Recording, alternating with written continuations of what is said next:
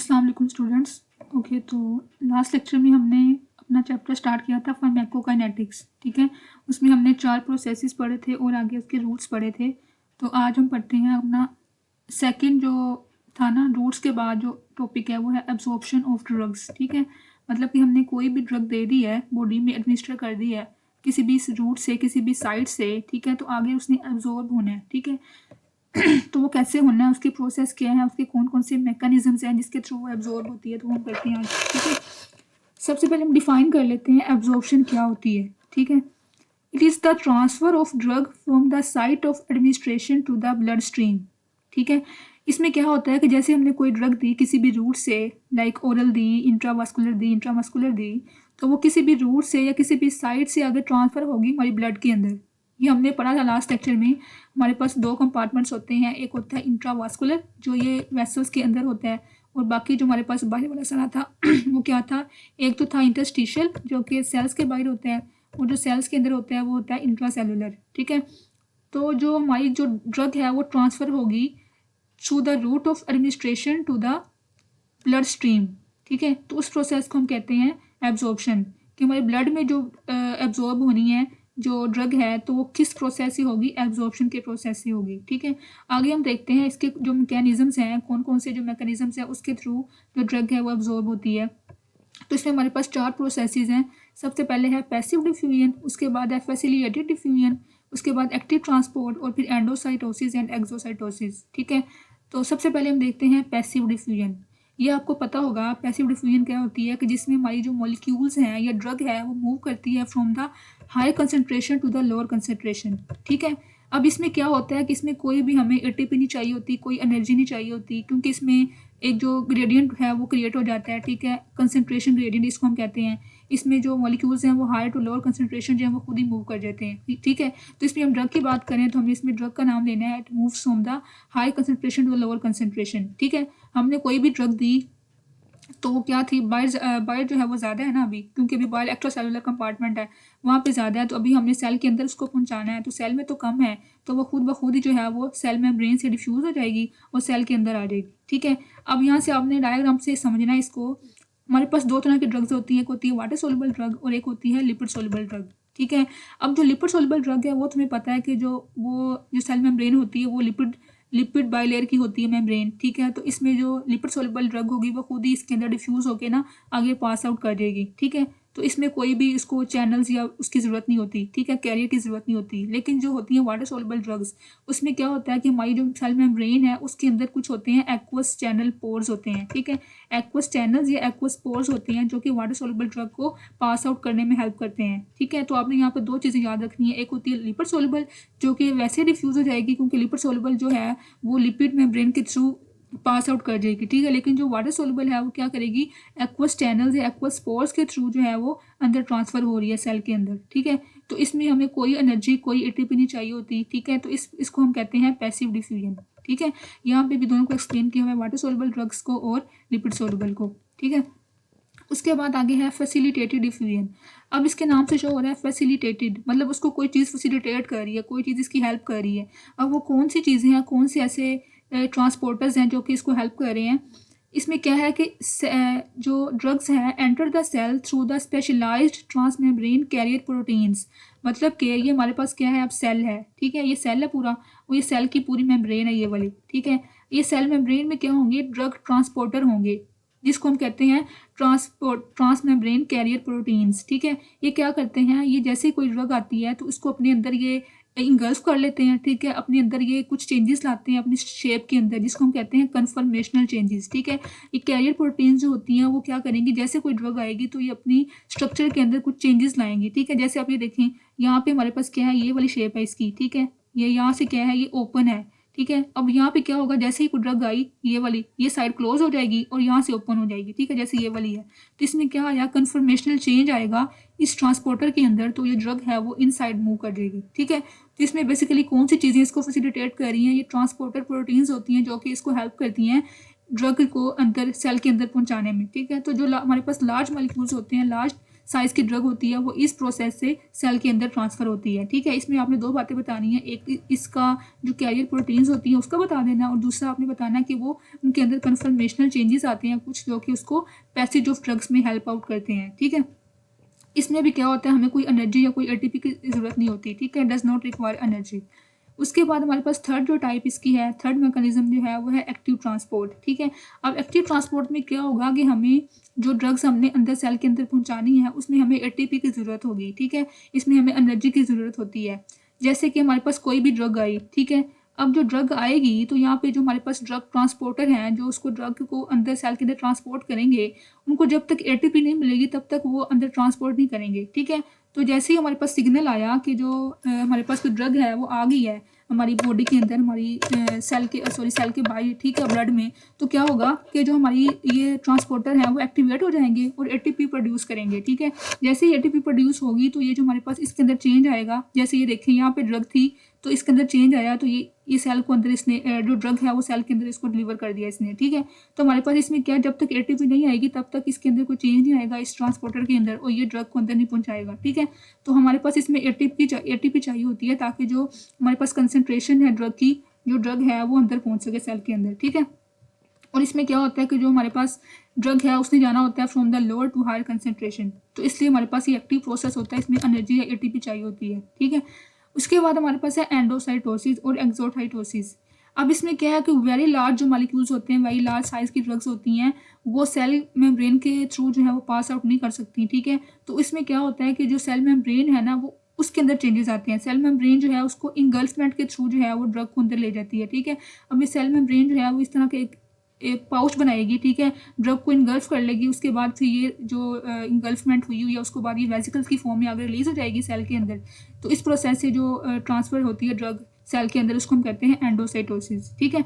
मतलब इसमें engulfment of the drug by the cell membrane and transport into the cell by pinching off the drug filled vesicle, ठीक है।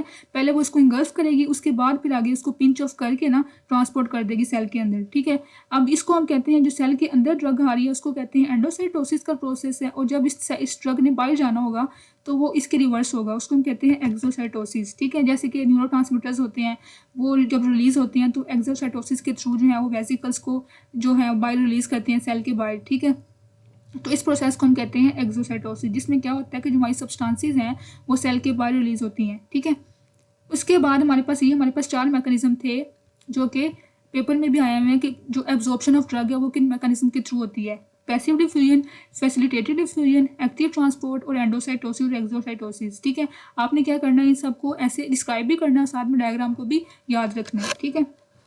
उसके बाद हम देखते हैं कि अब कौन कौन से फैक्टर्स हैं जो कि इसकी ड्रग की एब्जॉर्प्शन पे इफेक्ट करते हैं। सबसे पहले हमारे पास है पीएच का इफेक्ट। अब ये आपने जस्ट कंसेप्ट लेना है, अब ये नहीं करना कि आपने जो है ना सेम टू सेम वर्डिंग याद रखनी है तो आपको तभी आपको नंबर मिलेंगे पेपर में, ठीक है। आपने जस्ट कंसेप्ट लेना है, अपनी वर्डिंग में लिख के उसको आपने डिस्क्राइब करना है। अब पीएच की बात करें हम, जैसे कि मैं आपको एग्जाम्पल दूँ कि कोई भी ड्रग है उसके ऊपर कोई चार्ज नहीं है, ठीक है। पहले हम उसको यहाँ से पढ़ते हैं फिर आपको समझ आएगी कि जो ड्रग्स होती है ना हमारे पास अनचार्ज, ठीक है, यहाँ पे लिखा भी होगा कि जो ड्रग हमारे पास अनचार्ज होती हैं वो इजीली ज़्यादा जल्दी एब्जॉर्ब हो जाती हैं, ठीक है, मेम्ब्रेन के through. A drug passes through the membrane more readily if it is अनचार्ज, ठीक है। मतलब कि अगर ड्रग के ऊपर कोई चार्ज नहीं है, वो अनआयोनाइज्ड है, आयंस की फॉर्म में नहीं है, तो वो ड्रग जो है वो इजीली पास आउट हो जाएगी, ठीक है। अब उसने क्या है कि जो वीक एसिड्स होते हैं वो क्या होते हैं, वो अनचार्ज होते हैं, ठीक है, वो प्रोटॉन देते हैं तो वन चार्ज बन जाते हैं, तो ये हमारे पास क्या है वो इजीली मेम्ब्रेन के थ्रू पास आउट हो जाएगी, ठीक है। जैसे आप यहाँ पे एग्जांपल दी हुई है, हमारे पास कोई भी ड्रग है वीक एसिड है, ठीक है। अब ये जो है ये एसिड है तो इसके ऊपर कोई चार्ज नहीं है, ठीक है। अब ये अनचार्ज है तो ये सेल मेम्ब्रेन के थ्रू वैसे डिफ्यूज हो जाएगी, ठीक है। तो ईजिली जो है ये ट्रांसपोर्ट हो गई है सेल के अंदर, ठीक है, क्योंकि लिपिड मेम्ब्रेन है। और ये देखिए यहाँ भी इसके अपोजिट, यहाँ पे क्या है कि ये जो ड्रग का जो पार्ट है वो क्या है, आयोनाइज्ड है, इसके ऊपर आयन है, ये चार्ज है, तो ये क्या है वापस आ जाएगी सेल की मेम्ब्रेन को क्रॉस नहीं करेगी, ठीक है। तो आपने क्या याद करना है कि जो ड्रग्स जो है वो अनचार्ज फॉर्म में होंगी या अनआयोनाइज्ड फॉर्म में होंगी वो इजीली पास आउट कर जाएंगी, और जो ड्रग्स इसके कंपैरेटिव देखें तो हमने जो ड्रग्स होंगी हमारे पास चार्ज फॉर्म में या आयोनाइज्ड फॉर्म में, तो वो ड्रग्स जो है वो पास आउट नहीं होंगी सेल मेम्ब्रेन से, ठीक है। इसी तरह आगे हम देखें तो ब्लड फ्लो। अब देखें, अब जो हमारे पास कोई भी ऐसा ऑर्गन है या कोई भी ऐसा स्ट्रक्चर है जिसका ब्लड फ्लो ज़्यादा है, उसकी तरफ ज़्यादा ब्लड फ्लो है, ठीक है। तो ब्लड फ्लो ज़्यादा होगा तो जो ड्रग है वो ज़्यादा जाएगी उसकी तरफ, उस ऑर्गन की तरफ, ठीक है। तो वहाँ से ज़्यादा एब्जॉर्ब होगी सेल के अंदर आगे, ठीक है। तो आगे इसने एग्जाम्पल दिए, जैसे हमारे पास इंटेस्टाइन है, उसमें क्या होता है, ब्लड फ्लो ज़्यादा होता है एज़ कम्पेयर टू स्टमक, ठीक है। तो वहाँ पे एब्जॉर्प्शन जो है वो ज़्यादा होगी, ठीक है। तो यहाँ पे आपने ब्लड फ्लो का ही बता देना है। उसके बाद टोटल सरफेस एरिया, जहाँ पे सरफेस एरिया ज़्यादा होगा वहाँ पे ड्रग ज़्यादा एब्जॉर्ब होगी, ठीक है। जैसे कि माइक्रोविलाई होती है इंटेस्टाइन के अंदर, उसका सरफेस एरिया ज़्यादा करते हैं उसको, ठीक है। मैक्रोविलाई जो होते हैं वो ब्रश बोर्डर्स होते हैं माइक्रोविलाई, ठीक है। और ये क्या करते हैं, हमारी जो इंटेस्टाइन है उसका सरफेस एरिया ज़्यादा कर रहे होते हैं, तो वहाँ पे ड्रग है वो ज़्यादा एब्जॉर्ब होती है एज़ कम्पेयर टू स्टमक, ठीक है। उसके बाद आगे है कॉन्टैक्ट टाइम, मतलब कि जितनी देर ज़्यादा वो ड्रग वहाँ पे रहेगी किसी भी ऑर्गन में, किसी भी पार्ट में, तो वहाँ पे ज़्यादा एब्जॉर्ब होगी, ठीक है। जैसे अब यहाँ पे एग्जांपल दी हुई है कि एक पेशेंट है, उसको डायरिया हुआ है, ठीक है, सीवियर डायरिया है, मतलब वो जो ड्रग है उसके अंदर रह ही नहीं रही, जीआई ट्रैक्ट में, स्टमक में रह ही नहीं रही, कॉन्टैक्ट टाइम उसका बहुत कम है, तो वहाँ पे प्रॉपरली वो एब्जॉर्ब भी नहीं होगी, ठीक है। तो जो ड्रग किसी भी पार्ट में, किसी भी ऑर्गन में ज़्यादा देर तक स्टे करेगी, उसका कॉन्टैक्ट टाइम ज़्यादा होगा वहाँ पे, तो उसकी एब्जॉर्प्शन भी ज़्यादा होगी, ठीक है। उसके बाद है एक्सप्रेशन ऑफ पी ग्लाइकोप्रोटीन। अब ये क्या है, ये ग्लाइकोप्रोटीन्स क्या होती है, ट्रांस मेम्ब्रेन ट्रांसपोर्टर प्रोटीन होती हैं, जो कि क्या करती हैं कि हमारी जो ड्रग्स होती हैं ना उसको सेल के बाहर ट्रांसफ़र कर देती हैं, ठीक है। ये जो ग्लाइकोप्रोटीन्स होती हैं ये क्या करती हैं, ये ड्रग्स जो होती हैं उसको सेल के बाहर भेज देती हैं, ठीक है। तो हमने क्या देखना है कि जो जहाँ जिन एरियाज़ में या जिन ऑर्गन्स में ये ग्लाइकोप्रोटीन ज़्यादा होंगी तो वहाँ पे एब्जॉर्प्शन कम होगी, क्योंकि हमने पढ़ा कि ये क्या करती हैं, सेल को ड्रग को टिश्यूज से या सेल से बाहर भेज देती हैं, ठीक है। तो जहाँ पे जिन एरियाज़ में ये ग्लाइकोप्रोटीन कम होंगी वहाँ पे एब्जॉर्प्शन ज़्यादा होगी, और जहाँ पे ये ग्लाइकोप्रोटीन ज़्यादा होगी वहाँ पे उसकी ड्रग की एब्जॉर्प्शन कम होगी, ठीक है। तो यहाँ पे इसकी आपने दोनों ऑपोजिट बातें बता देनी है। उसके बाद हम पढ़ते हैं बायो अवेलेबिलिटी, ठीक है। अब बायो अवेलेबिलिटी क्या होती है कि जो ड्रग, जैसे हमने कोई ड्रग दी पेशेंट को, ठीक है, पर्सन को ड्रग दी हमने, तो उसमें क्या होना, हमने पढ़ा था फर्स्ट पास इफेक्ट होता है जो हम देते हैं ओरल ड्रग। तो जितनी ड्रग जो है वो हमारी जो टारगेट ऑर्गन है, टारगेट साइट है, वहाँ पे पहुँच रही है, हमारी ब्लड में पहुँच रही है अनचेंज फॉर्म में, ठीक है। मतलब कि हमने एक ड्रग दिया उसको और वो पहले गई है स्टमक में, इंटेस्टाइन में, उसके बाद फिर उसके ऊपर हुआ फर्स्ट पास इफेक्ट हुआ है, ठीक है। अब फर्स्ट पास इफेक्ट हुआ तो वहाँ पे मेटाबलाइज होगी ड्रग, और कुछ थोड़ी सी ड्रग रहेगी और वो जाके ब्लड में पहुँची है, ठीक है। तो वो थोड़ी सी जो ड्रग पहुँची है हमारे पास, जो मतलब कि रियल ड्रग जो थी, उसको हम कहते हैं बायो अवेलेबिलिटी, ठीक है। कि कितनी ड्रग जो हमारी है, जो हमने दी है, उसमें से कितनी ड्रग किस रेट या किस एक्सटेंट तक वो सिस्टमिक सर्कुलेशन तक पहुंच रही है या ब्लड तक पहुंच रही है हमारी, ठीक है। तो उसको हम कहते हैं बायो अवेलेबिलिटी। जैसे कि आपको एग्जांपल दूं, एक ड्रग है उसको हमने दिया है 100 mg के डोज में, ठीक है। 100 mg हमने दी है, उसमें जो 70 mg है ना वो मतलब कि एब्जॉर्ब हुई है, मतलब कि वो गई है हमारे ब्लड में। बाकी 30 mg थी वो कहाँ पे गई है, वो गई है फर्स्ट पास इफेक्ट के थ्रू मेटाबोलाइज हो गई है, ठीक है। तो जितनी हमारी ड्रग जो पहुँचती है हमारी ब्लड में अनचेंज फॉर्म में, ठीक है, कि उसके ऊपर कोई फर्स्ट पास इफेक्ट नहीं होता, ठीक है, वो जो ड्रग पहुंचती है हमारे पास रियल फॉर्म में हमारे ब्लड में या सिस्टमिक सर्कुलेशन में, उसको हम कहते हैं बायो अवेलेबिलिटी, ठीक है। उसके बाद हम देखते हैं बायो अवेलेबिलिटी जो है उसके ऊपर कुछ फैक्टर्स जो हैं वो डिपेंड कर रहे होते हैं। सबसे पहले है जैसे रूट्स, हमने देखा था कि जो ओरल रूट होता है उसमें क्या होता है कि जो ड्रग है उसके ऊपर फर्स्ट पास इफेक्ट हो जाता है, और उसमें जो ड्रग है वो उसका जो कुछ पार्ट होता है जो कि बचता है और वो जाता है प्लाज्मा के अंदर, ठीक है। जब हम ड्रग ओरली देते हैं, यहाँ पे एक एमसीक्यू भी आता है कि जो ड्रग हम ओरली देते हैं उसकी बायो अवेलेबिलिटी कम होती है, और जो हम देते हैं आईवी फॉर्म में, इंट्रावेनस फॉर्म में, क्योंकि वो ड्रग जो है वो डायरेक्टली जा रही होती है ब्लड के अंदर, ठीक है, उसमें फर्स्ट पास इफेक्ट होता ही नहीं है, तो उसकी जो बायो अवेलेबिलिटी है वो होती है 100% होती है, ठीक है। तो यहाँ पे एक एमसीक्यू आपने याद करना है, ओरल रूट में और आईवी रूट में क्या डिफरेंस है बायो अवेलेबिलिटी का, ठीक है। उसके बाद आगे है कि कौन कौन से फैक्टर्स हैं जो कि इफेक्ट कर रहे होते हैं बायो अवेलेबिलिटी के ऊपर, ठीक है। उसमें सबसे पहले है फर्स्ट पास इफेक्ट। मैंने आपको बताया कि कोई भी ड्रग हमने दी वो स्टमक में गई, जीआई ट्रैक्ट में गई, उसके बाद वो गई पोर्टल सर्कुलेशन के थ्रू वहाँ पे मेटाबोलाइज होगी लिवर में, ठीक है। अब जब लिवर में जाएगी तो उसका कुछ जो था पार्ट वो मेटाबोलाइज हो गया, और कुछ पार्ट जो है वो अनचेंज फॉर्म में रह गया और वो जाएगी सिस्टमिक सर्कुलेशन के अंदर या ब्लड के अंदर, ठीक है। तो उससे क्या होगा कि हमारा जो फर्स्ट पास जब इफेक्ट होता है तो उसकी जो बायो अवेलेबिलिटी है वो कम हो जाती है, ठीक है। ये इसका एक फैक्टर, मेजर फैक्टर है फर्स्ट पास इफेक्ट। इस तरह यहाँ पे एग्जांपल दी हुई है कि जो ओरल मेडिकेशंस होती हैं उनके ऊपर फर्स्ट पास इफेक्ट होता है, तो उससे क्या होता है कि जो ड्रग की एफिकेसी है वो कम हो जाती है, ठीक है। उसके बाद आप देखिए सॉल्युबिलिटी ऑफ ड्रग, मतलब कि जो कुछ ड्रग्स होती हैं वो होती हैं हाइड्रोफिलिक, ठीक है, और कुछ होती हैं लिपोफिलिक, ठीक है। अब हमने क्या करना है कि ना तो ज़्यादा वो हाइड्रोफिलिक हों और ना ही वो लिपोफिलिक हों, ठीक है।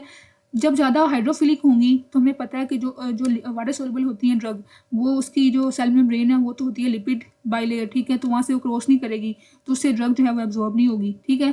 तो ना ज़्यादा हाइड्रोफिलिक हो, उससे क्या होगा कि वो जो ड्रग है वो लिपिड मेम्ब्रेन को क्रॉस नहीं करेगी, तो उससे वो एब्जॉर्ब नहीं होगी।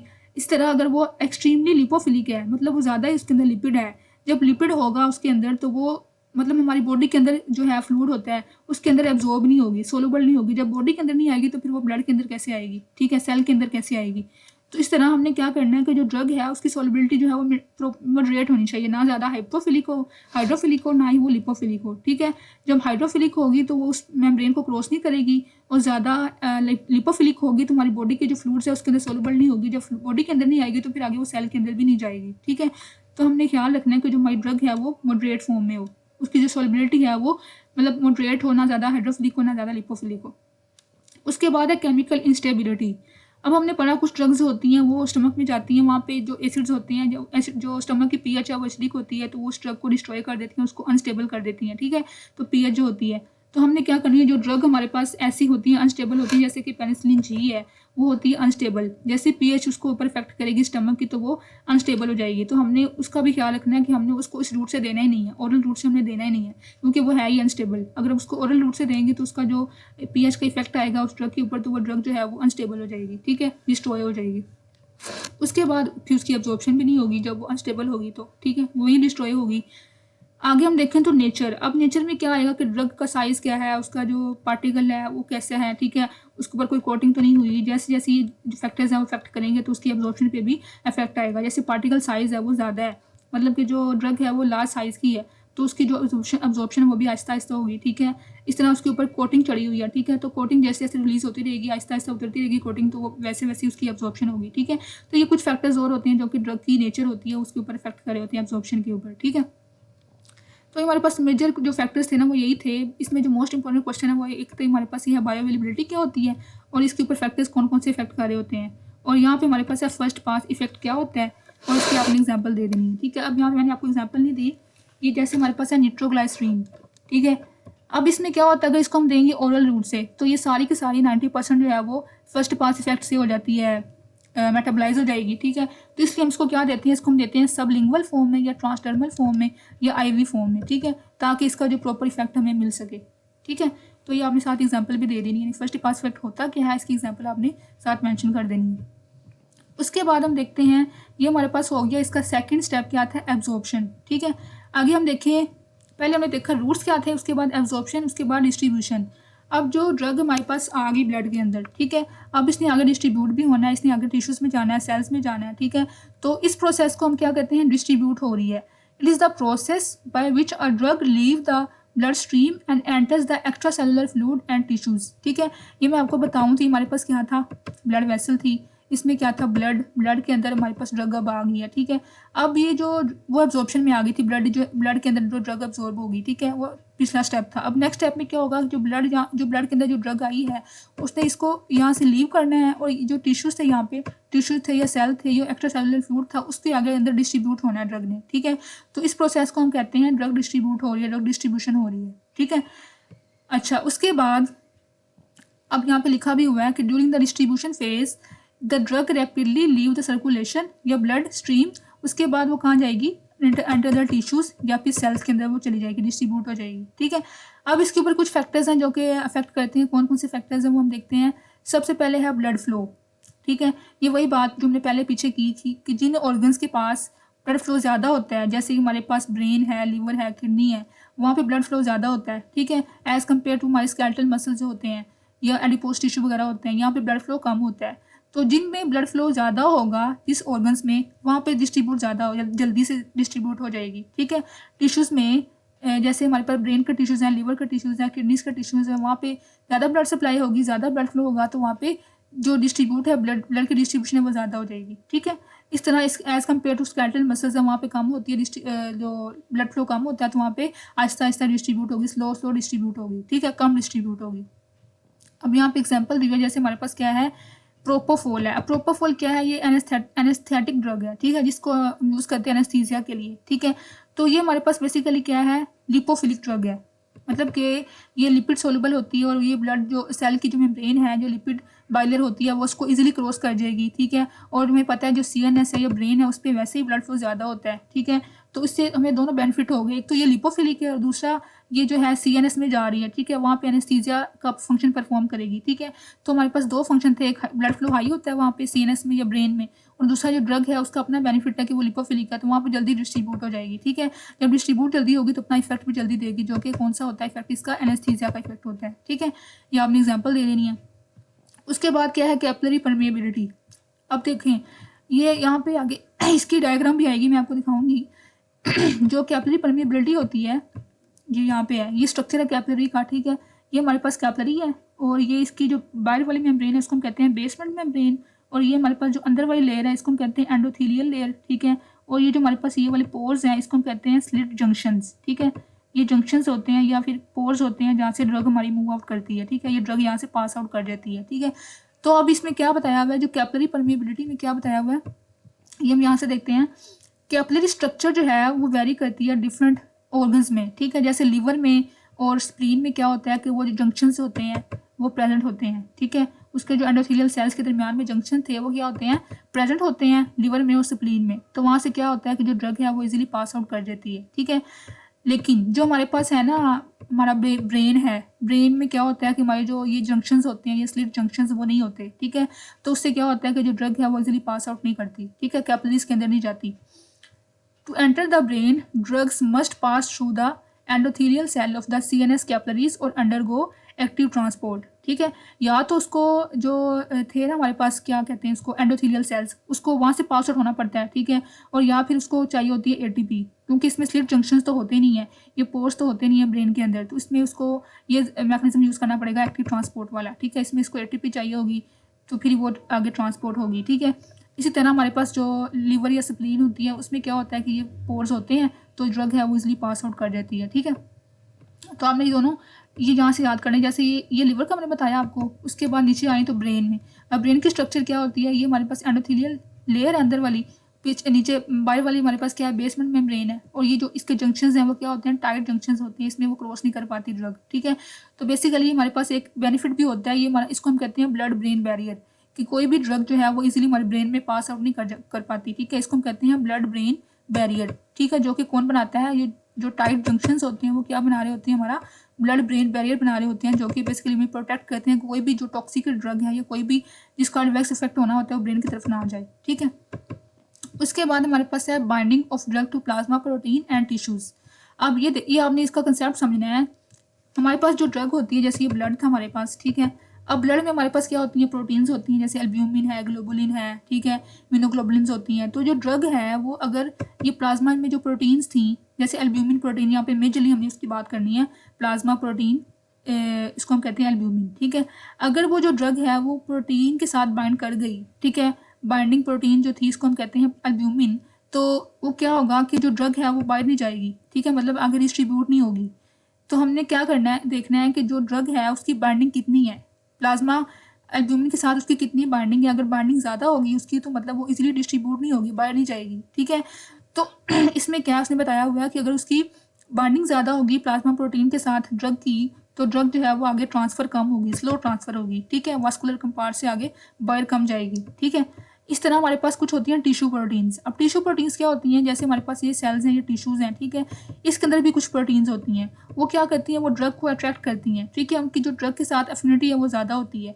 तो जब टिश्यू प्रोटीन्स की बाइंडिंग ज़्यादा होगी तो जो ड्रग है वो ज़्यादा डिस्ट्रीब्यूट होगी, ज़्यादा अट्रैक्ट होगी, ठीक है, टिश्यूज़ के अंदर, ठीक है। लेकिन जब हमारी जो प्लाज्मा प्रोटीन की जो बाइंडिंग है वो ज़्यादा होगी तो ड्रग है वो कम डिस्ट्रीब्यूट होगी। ये आपने कंसेप्ट समझना है, ठीक है। ये हम दोनों को मिक्स नहीं करना। जब प्लाज्मा प्रोटीन की बाइंडिंग ज़्यादा होगी तो क्या होगा, डिस्ट्रीब्यूशन कम होगी, ठीक है। और जब टिश्यू प्रोटीन की बाइंडिंग ज़्यादा होगी तो हमारे पास जो ड्रग है वो ज़्यादा डिस्ट्रीब्यूट होगी टिश्यूज़ के अंदर, ठीक है। उसके बाद आगे देखें लिपोफिलिसिटी। ये वही बात कि जो ड्रग है अगर वो लिपिड सोल्यूबल होगी तो इजीली जो है वो डिस्ट्रीब्यूट हो जाएगी, क्योंकि वो लिपिड मेम्ब्रेन को क्रॉस कर जाएगी, पेनिट्रेट कर जाएगी, ठीक है, और सेल सरफेस के आगे उसको क्रॉस करके आगे सेल के अंदर एंटर हो जाएगी, ठीक है। उसके बाद आगे हम देखते हैं वॉल्यूम ऑफ डिस्ट्रीब्यूशन। अब ये क्या होता है, ये जो है ना मोस्ट इंपॉर्टेंट क्वेश्चन है इस चैप्टर का। Define volume of distribution with formula and example, ठीक है। अब यहाँ पे इसको ना थोड़ा कॉम्प्लेक्स करके लिखा हुआ है, इसको मैं आप यहाँ से करवाऊँ तो आपने यहाँ से करनी है। It is basically a relation between the amount of drug in the body to the concentration of drug in the plasma. मतलब कि अब ये क्या होता है कि हमने एक ड्रग दी पेशेंट को, ठीक है, वो उसकी पूरी बॉडी में डिस्ट्रीब्यूट होगी, ठीक है, total drug in the body और इसकी जो ब्लड में कितनी कंसनट्रेशन आ रही है, ठीक है, इन दोनों का रिलेशन, इन दोनों की रेशो, उसको हम कहते हैं वॉल्यूम ऑफ डिस्ट्रीब्यूशन, ठीक है। Total drug in the body और concentration of drug in the blood, ठीक है। अब यहाँ पे इसको मिक्स नहीं करना आपने, ये बॉडी में कितनी ड्रग थी टोटल और ब्लड में कितनी आई इसकी कंसनट्रेशन, ठीक है, उसको हम कहते हैं वॉल्यूम ऑफ डिस्ट्रीब्यूशन। अब यहाँ पे आपको एग्जांपल दी हुई है, यहाँ पे आपको समझ आ जाएगी। एक पर्सन है, उसको हमने ड्रग दी है 400 mg, ठीक है, तो ये इसकी बॉडी में कितनी थी 400 mg, ठीक है। ये हमने यहाँ पे पुट कर देना है फार्मूला में, यहाँ पे ऊपर वाले पोर्शन में। नीचे आए तो उसने कहा है कि जो प्लाज्मा में हमने इसकी चेक की तो कितनी थी 40 mg, ठीक है, तो इसको हमने नीचे पुट कर देना है, ठीक है। इसका हमने पूरा सॉल्व किया तो कितनी उसका वॉल्यूम ऑफ डिस्ट्रीब्यूशन कितना आ रहा है 10 लीटर्स आ रहा है, ठीक है। तो मतलब कि इसकी जो डिस्ट्रीब्यूट हुई है ड्रग वो कितनी थी 10 लीटर्स, ठीक है। तो आपने इसको यहाँ से डिफाइन करना है, उसके बाद फॉर्मूला करना है और साथ में आपने एग्जांपल कर लेनी है, ठीक है। उसके बाद अगर मैं यहाँ से आपको कुछ एमसीक्यूज बताऊँ तो जैसे कि अब एक हमने दो टर्म्स पढ़ी, एक होती है प्रोटीन बाइंडिंग और एक होती है टिश्यू बाइंडिंग, ठीक है, टिश्यू प्रोटीन्स बाइंडिंग। अगर वो ड्रग जो है वो प्रोटीन के साथ बाइंड की हुई है, ठीक है, वो प्लाज्मा प्रोटीन जो हमने पढ़ी एल्ब्यूमिन, उसके साथ वो ड्रग जो है उसने बाइंड किया हुआ है, ठीक है, तो आगे वो डिस्ट्रीब्यूशन जो उसकी है टिश्यूज़ के पास जाने की वो कम होगी क्योंकि वो बाइंड अंदर की हुई है, ठीक है, प्लाज्मा प्रोटीन के साथ, तो उसकी जो टिश्यूज़ के पास डिस्ट्रीब्यूशन है वो कम होगी। इसका मतलब उसकी जो वॉल्यूम ऑफ डिस्ट्रीब्यूशन है वो भी लोअर लिमिट का होगा, कम होगा, ठीक है। इसकी समझ आ रही है आपको। इसमें हमने बात करनी है प्रोटीन बाइंडिंग की कि वो प्लाज्मा के अंदर है, उसके साथ बाइंड हुई है एल्ब्यूमिन के साथ, तो वो कम डिस्ट्रीब्यूट होगी टिश्यूज़ की तरफ, और जब डिस्ट्रीब्यूट कम होगी तो उसका जो वॉल्यूम ऑफ डिस्ट्रीब्यूशन है वो भी कम होगा, ठीक है। अब हम दूसरा देखें, दूसरे टर्म हमारे पास ये टिश्यू प्रोटीन्स।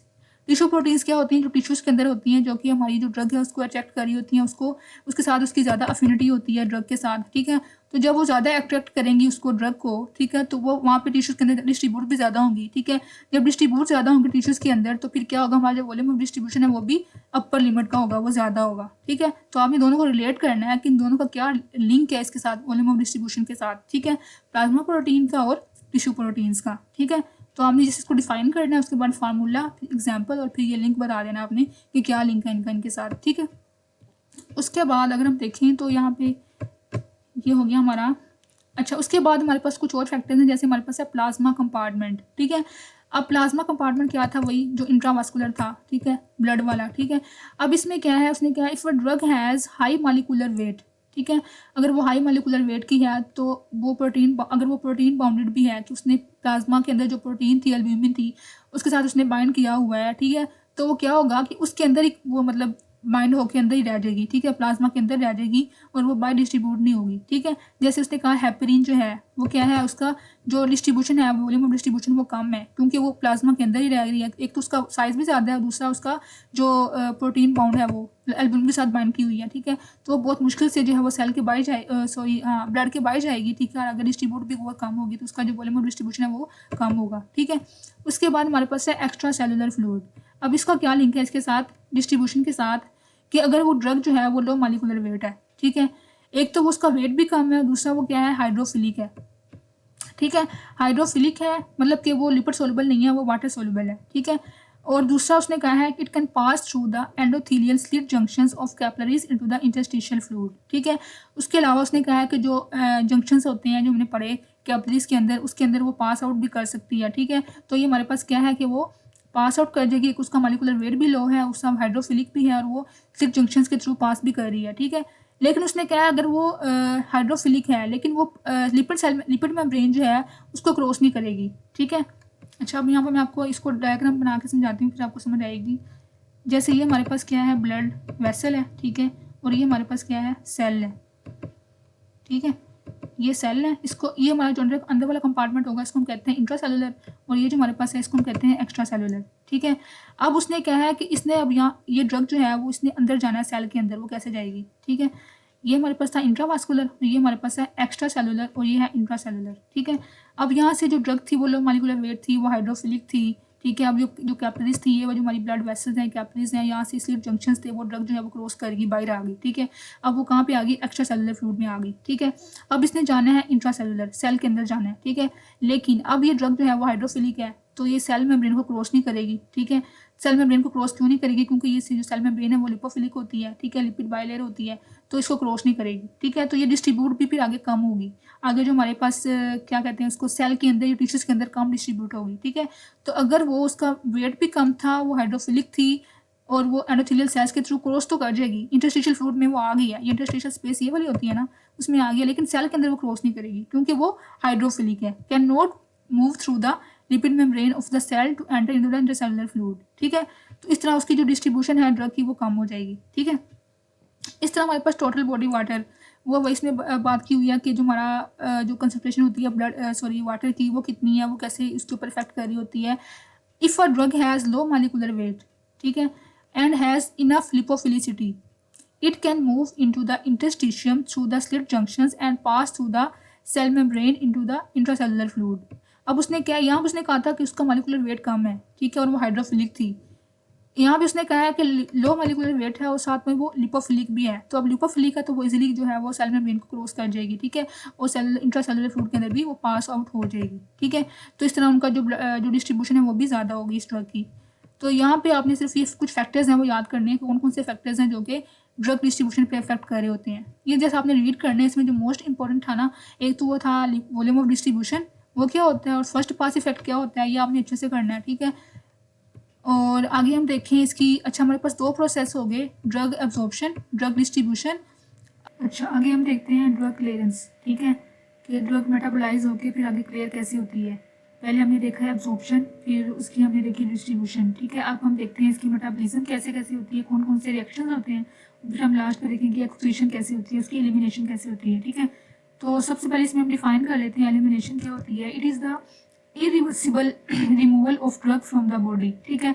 अब जैसे अब ड्रग एंटर हुई है बॉडी से तो उसने अब एलिमिनेट भी होना है, तो उस प्रोसेस को हम कहते हैं, एलिमिनेशन के प्रोसेस को हम कहते हैं रिमूवल ऑफ ड्रग, ठीक है। अब इसमें आगे दो प्रोसेस होते हैं, एक होता है बायो ट्रांसफॉर्मेशन और एक होता है एक्सक्रीशन, ठीक है। बायो ट्रांसफॉर्मेशन को हम कहते हैं मेटाबॉलिज्म, ठीक है। और आगे नेक्स्ट जो हमारे पास है उसमें एक्सक्रीशन, मतलब बॉडी से टोटली जो है वो ड्रग एलिमिनेट हो जाती है, एक्सक्रीट हो जाती है, ठीक है। अब जब बॉडी से ड्रग एलिमिनेट होगी तो फिर प्लाज्मा में जो उसकी कंसंट्रेशन थी वो ऑटोमेटिकली जो है वो डिक्रीज हो जाएगी, ठीक है। अब यहाँ पे एक और टर्म है, एक अपने यहाँ से ये डिफाइन कर लेना है, एलिमिनेशन, और आगे इसके दो प्रोसेसेस। आगे यहाँ पे है क्लियरेंस। क्लियरेंस क्या होती है कि जो हमारा जो वॉल्यूम ऑफ ब्लड कितना चाहिए हमें ड्रग को एलिमिनेट करने के लिए, ठीक है, पर यूनिट ऑफ टाइम, उसको हम कहते हैं क्लियरेंस, ठीक है। इसका आपने फार्मूला याद करना है, it is clearance is equal to 0.693 multiply volume of distribution divided by half life of the drug, ठीक है। ये आपने जैसे ऐसे याद कर लेना है, ये MCQ भी आ सकता है। अच्छा आगे हम देखते हैं मेटाबॉलिज्म के जो है उसके आगे दो काइनेटिक्स होते हैं, दो टर्म्स हैं यहाँ पे, एक होती है फर्स्ट ऑर्डर काइनेटिक्स और एक होती है जीरो ऑर्डर काइनेटिक्स, ठीक है। अब ये क्या होता है फर्स्ट ऑर्डर काइनेटिक्स, ये आपने डिफाइन यहाँ से करना है कि जितनी कंसंट्रेशन होगी ना ड्रग की, ठीक है, उस हिसाब से ड्रग है वो मेटाबोलाइज होगी और उसी रेट से वो एलिमिनेट होगी। ये दोनों जो है, दोनों का लिंक जो है वो डायरेक्टली प्रोपोर्शनल होती है दोनों, ठीक है। उसकी ड्रग की मेटाबॉलिज्म और ड्रग की एलिमिनेशन, ये और इसकी जो कंसंट्रेशन है दोनों क्या है, डायरेक्टली प्रोपोर्शनल है। मतलब कि जितनी ज़्यादा ड्रग होगी कंसंट्रेशन में उतनी ज़्यादा वो बॉडी से मेटाबोलाइज होगी और एलिमिनेट होगी, ठीक है, टाइम के हिसाब से। इसको हम कहते हैं फर्स्ट ऑर्डर काइनेटिक्स। मतलब इसमें constant fraction of drug is metabolised पर यूनिट ऑफ टाइम। आगे समझ, इसमें आपने बस याद करना है कांस्टेंट फ्रैक्शन। और आगे हम बात करें जीरो काइनेटिक्स की। अच्छा इसको हम कहते हैं फर्स्ट ऑर्डर काइनेटिक्स को हम कहते हैं लीनियर काइनेटिक्स, ठीक है। मतलब इसमें लीनियर दोनों चल रहे होते हैं, दोनों पैरेलल चल रहे होते हैं, जो ड्रग की मेटाबॉलिज्म है और उसकी एलिमिनेशन और उसकी जो कंसंट्रेशन है दोनों जो है वो लीनियर फॉर्म में प्रोसेस हो रहे होते हैं, ठीक है।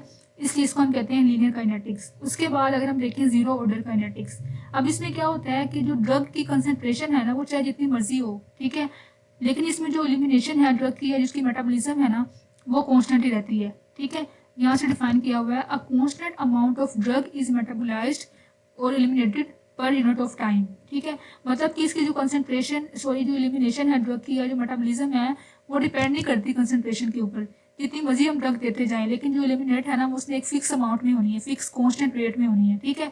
इसमें क्या था कि जितनी ज़्यादा कंसंट्रेशन होगी उतनी ज़्यादा एलिमिनेशन होगी, ठीक है। अब इसमें क्या होता है कि जो कंसंट्रेशन है वो चाहे जितनी मर्जी हम बढ़ाते जाएं, लेकिन जो एलिमिनेशन है वो उसने अपने हिसाब से कांस्टेंट रेट पे होनी है, ठीक है। तो इसलिए इसको हम कहते हैं जीरो ऑर्डर काइनेटिक्स या फिर नॉन लीनियर काइनेटिक्स, ठीक है। अब यहाँ पे एग्जांपल जो है वो एमसीक्यूज में आती हैं कि कौन सी ऐसी ड्रग्स हैं जो कि जीरो ऑर्डर काइनेटिक्स को शो करती हैं। उसमें हमारे पास एस्पिरिन है, उसके बाद एथानोल है और फेनिटोइन है। ये तीनों ड्रग्स जो है वो नॉन लीनियर काइनेटिक्स को शो करती हैं, मतलब इसकी जो कंसंट्रेशन जितनी मर्जी हम करते जाएं लेकिन इसकी जो मेटाबॉलिज्म या इसकी जो एलिमिनेशन है वो कांस्टेंट रहनी है। ठीक है, वो अपने हिसाब से टाइम के हिसाब से उतनी इतनी होनी है जितनी उसकी कांस्टेंट रेशो है। ठीक है, तो ये हमारे पास थी इसकी दो डेफिनेशन, जीरो ऑर्डर की और फर्स्ट ऑर्डर की। आगे हम देखते हैं ड्रग मेटाबॉलिज्म। ठीक है, अब ड्रग मेटाबॉलिज्म जो है जिसको हम बायो ट्रांसफॉर्मेशन भी कहते हैं, इसमें आगे दो फेजेस होती हैं, एक होती है फेज 1 और एक होती है फेज 2। ठीक है, अच्छा अब यहाँ पे आपने एक चीज़ याद रखनी है कि जैसे हमने पढ़ा कि कुछ होती है ड्रग लिपोफिलिक, कुछ होती है हाइड्रोफिलिक। ठीक है, अब जो लिपोफिलिक ड्रग्स होती हैं वो तो रेडिली जो है वो अब्जॉर्ब होती हैं, सेल मेम्ब्रेन के थ्रू वो क्रॉस करती हैं, वो इजिली पास आउट होती हैं सेल के अंदर। ठीक है, वहाँ पे अब्जॉर्ब हो जाती हैं। ठीक है, अब हमने क्या करना है कि हमने ड्रग को एलिमिनेट भी तो करना है बॉडी से। ठीक है, तो किडनीज क्या करती हैं, उसको एलिमिनेट नहीं कर पाती इजीली। ठीक है, लिपोफिलिक ड्रग्स को, क्योंकि वो सेल में ब्रेन में बार बार रीअब्जॉर्ब हो जाती हैं। ठीक है, तो हमने क्या करना होता है, लिपोफिलिक ड्रग्स को हमने कन्वर्ट करना होता है या मेटाबोलाइज करना होता है हाइड्रोफिलिक के अंदर। ठीक है, उसको हमने कन्वर्ट करना है हाइड्रोफिलिक के अंदर, और वो कहाँ पे रिएक्शंस होते हैं, ये वाले लिवर के अंदर होते हैं। ठीक है, जो कुछ ऐसे प्रोसेसेस होती हैं जो कि लिपोफिलिक ड्रग्स के ऊपर होते हैं, और वो जो ड्रग है वो फिर हाइड्रोफिलिक में कन्वर्ट हो जाती है। ठीक है, उसको हम कहते हैं वाटर सोल्युबल ड्रग हो जाती है, और फिर जो वाटर सोल्युबल होती है फिर वो इजीली बॉडी से रिमूव आउट हो जाती है। ठीक है, तो यहाँ पे अब दो प्रोसेस हम पढ़ेंगे, एक होता है फेज 1 रिएक्शंस और एक होती है फेज 2 रिएक्शंस। ठीक है, अब इन दोनों में डिफरेंस क्या होता है कि जो फेज 1 होते हैं वो क्या करते हैं, they convert lipophilic drugs into more polar molecules. ठीक है, अब ये क्या करेंगे, जो लिपोफिलिक ड्रग्स होती हैं उनको पोलर मॉलिक्यूल्स में कन्वर्ट कर देंगे। ठीक है, फेज 1 रिएक्शन जो होते हैं, अब इसमें वो क्या करेंगे, या तो वो पोलर ग्रुप जो है उसको ऐड कर देंगे उस ड्रग के अंदर। ठीक है, उसमें क्या है, OH ग्रुप है या NH2 ग्रुप है, मतलब इसमें डिफरेंट रिएक्शंस होते हैं जो कि इस ड्रग के ऊपर होते हैं ताकि वो पोलर फॉर्म में या फिर हाइड्रोफिलिक फॉर्म में कन्वर्ट हो जाए। ठीक है, अब यहाँ पे कुछ जैसे रिएक्शंस के नाम लिखे हुए हैं, जैसे कि रिडक्शन हो जाएगी उसकी, या फिर ऑक्सीडेशन हो जाएगी, या फिर हाइड्रोलाइसिस हो जाएगी। ठीक है, तो आपने तीनों रिएक्शंस याद करने, ये फेज 1 के रिएक्शंस है। यहाँ से MCQ भी आता है कि फेज 1 के रिएक्शंस कौन कौन से होते हैं। ठीक है, इसमें हमारे पास क्या है, रिडक्शन, ऑक्सीडेशन और हाइड्रोलाइसिस। इन तीनों रिएक्शन जब होंगे तो वो ड्रग जो थी लिपोफिलिक वो किस फॉर्म में हो जाएगी, पोलर फॉर्म में कन्वर्ट हो जाएगी। ठीक है, अब यहाँ पे कुछ आगे इसके दो टाइप्स हैं। कुछ रिएक्शंस में क्या होता है कि P450 सिस्टम जो है वो यूटिलाइज होता है, वो यूज होता है। अब ये क्या सिस्टम होता है, ये बेसिकली क्या है कि एक एंजाइम की फॉर्म है जिसको हम कहते हैं cytochrome P450 system, CYP system. ये क्या करता है कि ड्रग को मेटाबोलाइज करने में हेल्प आउट करता है। ठीक है, कुछ ड्रग्स जो होती हैं, कुछ रिएक्शन जो होते हैं वो इसकी प्रेजेंस में होते हैं, P450 की सिस्टम की प्रेजेंस में। ठीक है, और कुछ रिएक्शन जो होते हैं उसमें क्या होता है कि ये जो P450 है वो यूज नहीं होता। ठीक है, तो बस आपने ये इतना याद करना, आगे इसकी आपने डिटेल नहीं पढ़नी। कुछ रिएक्शन होते हैं उनमें ये यूज होता है, कुछ में नहीं होता। ठीक है, तो आप यहाँ पे कुछ ड्रग्स के आपने नाम याद करने हैं कि किन ड्रग्स की मेटाबॉलिज्म में ये P450 सिस्टम जो है वो यूज होता है। ठीक है, जैसे यहाँ पे लिखा हुआ है कुछ स्टीरॉइड्स हैं या कुछ लिपिड्स हैं। ठीक है, उनकी मेटाबॉलिज्म में जो P450 सिस्टम है वो इंपॉर्टेंट होता है। ठीक है, वो यूटिलाइज होता है। ठीक है, आगे जो फेज 2 में देखें, सॉरी फेज 1 का जो है उसमें P450 सिस्टम जो है वो यूज नहीं होता। तो कुछ आपने एग्जाम्पल दे देनी है, जैसे कि हमारे पास है ये कैटाकोलामीन की ऑक्सीडेशन या हिस्टामीन वगैरह। ठीक है, इनमें ये यूज नहीं होता। ठीक है, बस आपने इतना याद करना है कि फेज 1 में रिएक्शंस कौन से होते हैं, रिडक्शन, ऑक्सीडेशन और हाइड्रोलाइसिस। और आगे इसकी दो फर्दर इसकी कैटेगरीज हैं जिसमें ये सिस्टम होता है यूज और किस में नहीं होता। ठीक है, ये फेज 1 का था। आगे हम देखें फेज 2। ठीक है, अब फेज 2 में क्या होता है कि जैसे कुछ ड्रग्स थी वो फर्स्ट फेज थे जो है वो लिपोफिलिक ही रह गई, वो मतलब पोलर तो हुई है लेकिन कुछ जो है वो आगे लिपोफिलिक रह गई हैं, उसको आगे हाइड्रोफिलिक में कन्वर्ट करने के लिए कुछ और रिएक्शंस वहाँ पे हमें उसके ऊपर परफॉर्म करवाने पड़ेंगे। ठीक है, तो फिर वो फेज 2 में एंटर हो जाती हैं। फेज 2 में क्या होता है, कुछ और रिएक्शंस होते हैं जिनको हम कहते हैं कॉन्जुगेशन रिएक्शंस। ठीक है, अब ये कॉन्जुगेशन रिएक्शंस जो हैं वो इसके ऊपर परफॉर्म होते हैं जो फेज 1 से ड्रग आई थी। ठीक है, तो फिर उसको आगे फर्दर कन्वर्ट कर देते हैं वाटर सोलुबल ड्रग्स के, वाटर सोलुबल फॉर्म के अंदर। ठीक है, ताकि बॉडी से वो इजिली मतलब रिमूव आउट हो जाए, वो इनएक्टिव फॉर्म में कन्वर्ट हो जाती है। ठीक है, ड्रग। तो इसमें कुछ जो रिएक्शंस होते हैं उसमें कौन कौन से रिएक्शंस हैं, जैसे अब ये पे यहाँ पे लिखा हुआ है कि कुछ एडिशंस होती हैं सब्सटेंसेस की, जैसे ग्लूक्रोनिक एसिड यहाँ पे उसके अंदर ऐड करवा देते हैं ड्रग के अंदर, या sulphuric acid, acetic acid, amino acid. ये सारे क्या करती हैं, उस ड्रग को पोलर फॉर्म में या फिर वाटर सोलुबल फॉर्म में कन्वर्ट कर देते हैं और वो इनएक्टिव हो जाती है और फिर वो बॉडी से एलिमिनेट हो जाती है। ठीक है, तो यहाँ पे जो रिएक्शंस होंगे उनको हम कहेंगे, अगर वो ग्लूक्रोनिक एसिड को ऐड कर रही है तो उसको हम कहेंगे ग्लूक्रोनिलेशन। ठीक है, ये मोस्ट कॉमन जो कॉन्जुगेशन रिएक्शन है। ठीक है, इस तरह मतलब कि जो जो ग्रुप ऐड होता जाएगा उसके हिसाब से उसका नेम आ जाएगा उस रिएक्शन का, ठीक है। तो अगर मैं आपको यहाँ से दिखाऊँ जो मतलब प्रॉपर टू दी पॉइंट लिखा हुआ है कि कौन कौन सी रिएक्शंस होती हैं फेज़ 1 में और फेज़ 2 में, तो यहाँ पे ना इनाम दानिश पे ज़्यादा अच्छा लिखा हुआ है, चाहे आप यहाँ से भी कर लीजिएगा। फेज़ 1 में क्या थे, फेज़ 1 में हमारे पास दो थे, ऑक्सीडेशन, रिडक्शन और हाइड्रोलाइसिस, ठीक है। ये तीनों का आगे फर्दर जो है ना वो डिटेल में बताया हुआ है कि ऑक्सीडेशन में कौन से हैं, रिडक्शन में कौन से हैं और हाइड्रोलाइसिस क्या है, ठीक है। आगे जो फेज़ 2 है, अब फेज़ 2 में क्या है, एक तो होता है ग्लूक्रोनिक एसिड का प्रोसेस, जब वो ऐड होगा तो उसको हम कहेंगे ग्लूक्रोनिडेशन, ठीक है। कुछ में क्या होता है ऐड, वो होता है सल्फेट, ठीक है। कुछ में ग्लाइसिन ऐड होता है, ठीक है। तो जो जो हमारे पास रिएक्शंस होंगी उनमें फर्दर जो है वो ग्रुप ऐड होता जाएगा। जब ग्रुप ऐड होगा, कोई भी ग्रुप ऐड होगा तो उससे क्या होगा कि जो ड्रग है वो इनएक्टिव फॉर्म में कन्वर्ट हो जाएगी, वाटर सोल्यूबल हो जाएगी, तो उससे जो ड्रग है वो बॉडी से एलिमिनेट हो जाएगी, ठीक है। अब यहाँ पे मैं आपको दिखाऊँ इसका डायग्राम, तो इसमें दो फेजेज हैं, फेज़ 1 और फेज़ 2। पहले क्या थी, ड्रग लिपोफिलिक थी, ठीक है। फेज़ 1 में जब गई तो उसमें 3 रिएक्शंस हुए, ऑक्सीडेशन, रिडक्शन और हाइड्रोलाइसिस, तो उससे क्या हुआ, पोलर फॉर्म में कन्वर्ट होगी, ठीक है। अब पोलर फॉर्म जो है वो अभी भी मतलब अभी वो मतलब कि ना बॉडी से एलिमिनेट नहीं हो सकती, ठीक है। उसके अंदर इतनी एबिलिटी नहीं है कि बॉडी से एलिमिनेट हो जाए, तो उसके ऊपर फेज़ 2 रिएक्शंस होते हैं, ठीक है। फेज़ 2 में क्या होगा, कॉन्जुगेशन रिएक्शंस होंगे, ठीक है। उसमें वही ग्लूक्रोनिडेशन होगी और आगे फर्दर ग्रुप्स ऐड होंगे, तो उससे क्या होगा, जो ड्रग है वो वाटर सोल्युबल फॉर्म में कन्वर्ट हो जाएगी और इनएक्टिव फॉर्म में कन्वर्ट हो जाएगी, ठीक है। जब वाटर सोल्युबल होगी तो बॉडी से रिमूव हो जाएगी, ठीक है। तो हमारे पास दो रिएक्शंस आपने याद करने हैं, फेज़ 1 और फेज़ 2, ठीक है। आगे हम देखते हैं, अभी हमारे पास होगी मेटाबॉलिज्म, ठीक है। अब मेटाबॉलिज्म के बाद अब बॉडी से ड्रग नहीं क्लियर होना है, मतलब कि एलिमिनेट होना है, तो उसमें क्या होगा कि कुछ रूट्स होते हैं, जिस रूट के थ्रू जो ड्रग है वो एलिमिनेट होती है। उसमें मेजर जो है वो किडनी होती है, ठीक है। किडनी क्या करती है, बॉडी से ड्रग को एलिमिनेट करती है, ठीक है। अब इसमें जो किडनी के डिफरेंट पार्ट्स होते हैं, जैसे नेफ्रॉन है, यहाँ पे दिया हुआ है, नेफ्रॉन के आगे पार्ट्स हैं, जब से सबसे पहले हमारे पास ग्लोमेरुलस है, बोमन कैप्सूल है, उसके बाद प्रोक्सिमल पार्ट है, फिर लूप ऑफ हेले है, और फिर डिस्टल ट्यूब है, फिर कलेक्टिंग डक्ट है, और फिर आगे यहाँ से बॉडी से रिमूव हो जाएगी ड्रग, ठीक है। तो अगर हम देखें किडनी से जो नेफ्रॉन से ड्रग कैसे एलिमिनेट होती है, तो उसमें तीन आगे सिस्टम वाइज बताया हुआ है। सबसे पहले है ग्लोमेरुलर फिल्ट्रेशन, ठीक है। अब इसमें क्या वो ड्रग जो है वो आई, ठीक है, किडनीज के अंदर आई, तो सबसे पहले वो हमारा जो पहला पार्ट है ग्लोमेरुलस, ठीक है, वहाँ पे एंटर होगी, ठीक है। अब वहाँ पे जो उसका रेट होता है, ग्लोमेरुलर फिल्ट्रेशन रेट, वो कितना होता है, नॉर्मल 120, ठीक है। तो उस रेट पे डिपेंड करता है कि वो जो रेट है वो उसका नॉर्मल तो नहीं है, वो मतलब प्रॉपर रेट से वो जो ड्रग है सॉरी जो प्रोसेसेस हैं वो हो रहे हैं कि नहीं हो रहे उसकी किडनीज के अंदर। जितनी नॉर्मल से वो नॉर्मली वो हो रहे होंगे तो उतनी जो है वैसे ही जो ड्रग है वो एलिमिनेट हो जाएगी बॉडी से, ठीक है। तो बेसिकली जो ड्रग है वो किसके ऊपर डिपेंड कर रही होती है, ड्रग की एलिमिनेशन उसके ग्लोमेरुलर फिल्ट्रेशन रेट के ऊपर, और उसकी जो प्रोटीन्स होती है वहाँ पे एल्ब्यूमिन वगैरह, ठीक है, उसके ऊपर बाइंडिंग के ऊपर, ठीक है। अब बाइंडिंग जितनी ज़्यादा होगी उतनी कम बॉडी से वो एलिमिनेट होगी, ठीक है। और GFR जो है अगर उसका वेरी कर रहा है, मतलब प्रॉपर वो फिल्ट्रेट नहीं कर रहा, फिल्टर नहीं कर रहा ड्रग्स को, तो उससे भी उसकी जो एलिमिनेशन है वो कम हो जाएगी, ठीक है।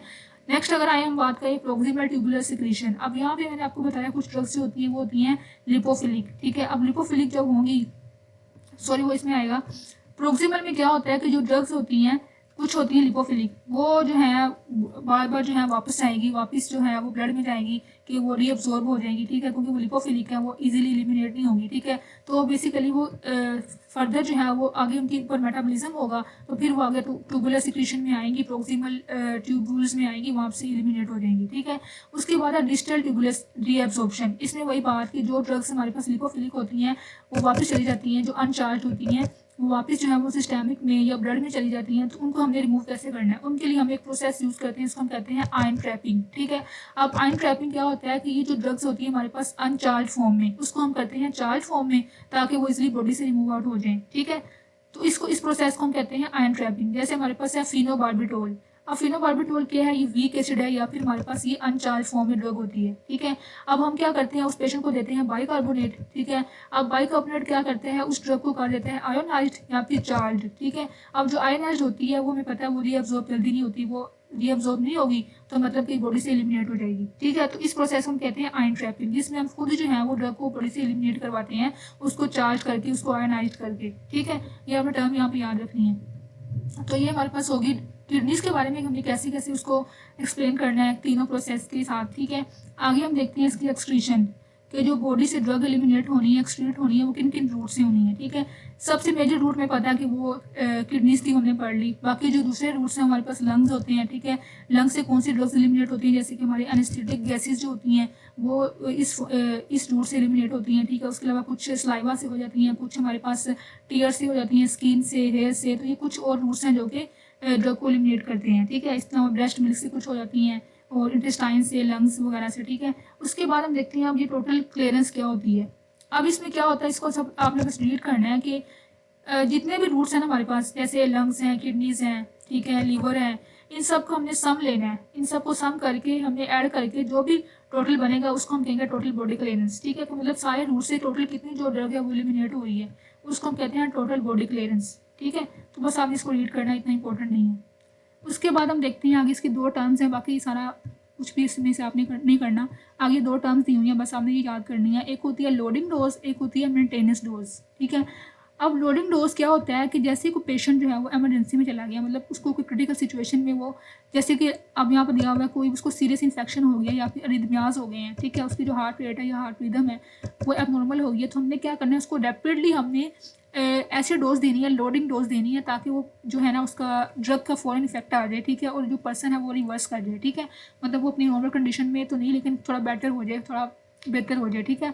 तो हमने क्या करना होता है, इसमें लोडिंग डोज इसलिए देते हैं ताकि हम फर्दर जो है फौरी तौर पे अपनी जो प्लाज्मा लेवल की थी ना ड्रग कंसनट्रेशन वो अचीव कर सकें, ठीक है। अब जो लोडिंग डोज होती है उसका फ़ायदा क्या होता है कि जो पर्सन है वो थोड़ी जल्दी बेटर हो जाता है, ठीक है। उसके अंदर जो डोज या ड्रग का इफेक्ट जल्दी आ जाता है, ठीक है, क्योंकि इसमें हम ड्रग की अमाउंट है वो ज़्यादा दे रहे होते हैं, ठीक है। अब इसके ऑपोजिट में हमारे पास क्या है, मेंटेनेंस डोज। ये क्या होती है कि जैसे हमने लोडिंग डोज दे दी, ठीक है, मतलब हमने हाई अमाउंट में, हाई डोज में उसको ड्रग दिया ताकि उसका जो कंसनट्रेशन है वो प्लाज्मा में ज़्यादा हो जाए और उसका इफेक्ट भी जल्दी हो जाए, जल्दी एब्जॉर्ब हो, आगे डिस्ट्रीब्यूट हो, ठीक है। आगे उसकी जो फर्दर जो उसके प्रोसेस अब नॉर्मल हुए हुए हैं वो नॉर्मल की तरफ आ जाए, ठीक है। लेकिन अब हम इसमें क्या करना है, वो थोड़ा बेटर हो गया, थोड़ा सा बेहतर हो गया पहले से, तो हमने इसकी मेंटेनेंस डोज जो है वो स्टार्ट कर देनी है। मतलब इसमें हमें नॉर्मल जो है उसकी डोज रखनी, ज़्यादा हाई नहीं रखनी, ठीक है, ताकि उसकी जो आहिस्ता आहिस्ता बॉडी में वो रिलीज होती रहे, अपना फंक्शन परफॉर्म करती रहे, ठीक है। तो इसको बेसिकली हम कहते हैं मेंटेनेंस डोज, जो कि हम क्या करते हैं, आहिस्ता आहिस्ता इसमें लो डोज में रखते हैं ड्रग को, ठीक है, ताकि वो आहिस्ता आहिस्ता जो ड्रग है वो बॉडी में एलिमिनेट हो और वो डिस्ट्रीब्यूट हो, एब्जॉर्ब हो और आगे अपना फंक्शन परफॉर्म करती रहे, ठीक है। बस आपने इसका कंसेप्ट याद करना है कि ये बेसिकली होता क्या है, ठीक है, लोडिंग डोज का और मेंटेनेंस डोज का, ठीक है। उसके बाद बाकी इसमें इतना खास इंपॉर्टेंट नहीं था जो मैंने आपको करवाया, बाकी सारा वही इंपॉर्टेंट था। तो ये हमारा चैप्टर कवर हो गया है, लिपन कोर्स फार्माकोकाइनेटिक्स, ठीक है। नेक्स्ट हम स्टार्ट करेंगे अपना फार्माकोडायनामिक्स, ठीक है।